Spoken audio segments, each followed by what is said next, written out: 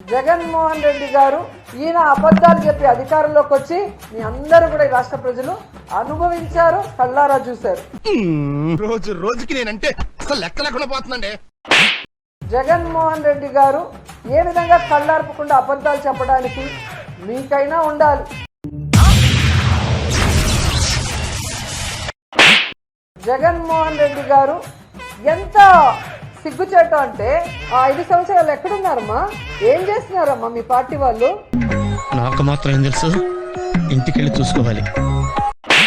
జగన్మోహన్ రెడ్డి గారు ఏ రోజు ఇచ్చిన మేనిఫెస్టోని ప్రజలకు అందుబాటులోకి తీసుకురాదు.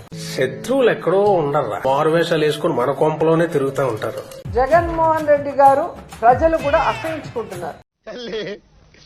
నీకు దండం అమ్మా, నువ్వెక్కడ దొరికావే నాకు?